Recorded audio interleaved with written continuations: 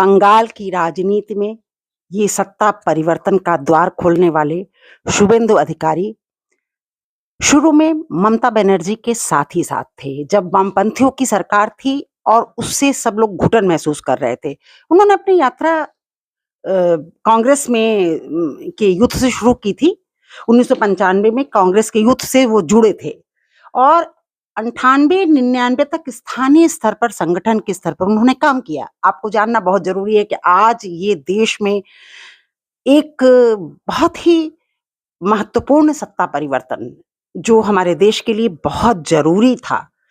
और सबसे पहले शुभेंदु अधिकारी 2004 में तमलुक तमलुक सीट से सांसद चुने गए थे और सबसे पहले वो चर्चित चेहरा जब बने, उस समय जानते हैं, वो था नंदीग्राम। आज मुझे बड़ी खुशी हो रही है कह के कि हमारे देश के प्रधानमंत्री भी बनारस क्षेत्र से हैं और नंदी को तो आप सभी लोग जानते ही हैं। वो तो जहाँ शंकर वहाँ नंदी, वो ये वही नंदीग्राम है जहाँ पर केमिकल फैक्ट्री को लगाने के लिए बहुत बड़ा आंदोलन खड़ा किया, लेकिन उस आंदोलन को खड़ा करने में सबसे बड़ा हाथ शुभेंदु अधिकारी का था। वो शुभेंदु अधिकारी जिनको पूरा बंगाल दादा के नाम से जानता है। हाँ, ये ठीक है, उस समय ममता बनर्जी भी साथ थी। ममता बनर्जी महिला थी, युवा थी। मीडिया ने कवरेज बहुत दिया और ममता ने वामपंथियों की सरकार को देखा था। उनके अंदर भी ऊर्जा है, क्षमता है, ये नहीं कहूंगी कि विरोध करने के लिए विरोध, बहुत ही जुझारू नेता थी। लेकिन कहते हैं ना, सत्ता बहुत ही खराब चीज भी होती है, बहुत अच्छी भी चीज होती है।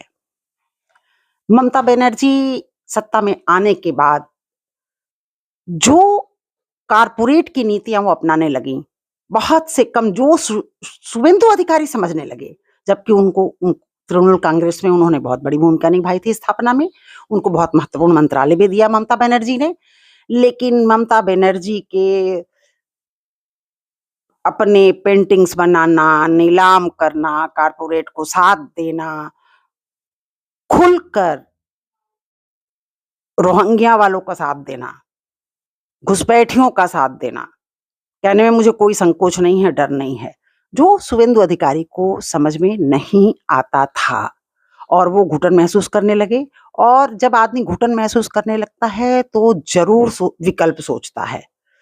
फिर 2020 का वो समय आया जो टीएमसी छोड़कर उन्होंने बीजेपी ज्वाइन कर लिया और यहीं से बंगाल के लोगों को दादा का साथ मिला और